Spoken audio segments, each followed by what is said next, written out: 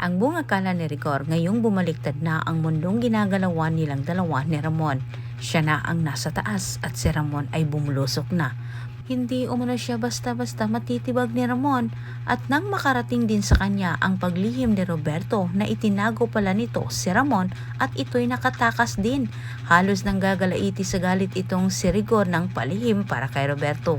Unti-unti mang nakikita ni Rigor ang paggagamit ni Roberto sa kanya pero sa puntong ito tilang mas lalong nararamdaman na niya na siya'y ginawang sandatan ni Roberto para ipanglaban kay Ramon at tanggol. Subalit na pag-isip-isip din ni Rigor na kailangan umano niyang pakinggan ang sinasabi ni Mando, kailangan umano niyang lumaylo dito sa mga gerero dahil baka mamaya siya madabay pa at ang kanyang pinaghirapan ay mawala ng tuluyan.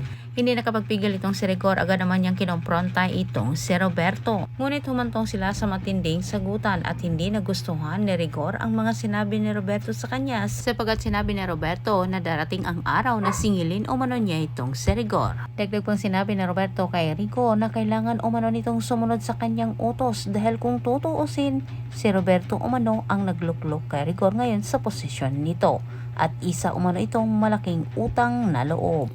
Samantala sa kabilang banda, abot langit ang tuwa nila Ramon at Tanggol ngayon nang napanood din nila sa balita ang kumakalat na ipinakalat ni Tinding tungkol ito sa pandaraya ng mga gerero at ang simpatsya ng mga tao ay nasa kay Tanggol na ngayon.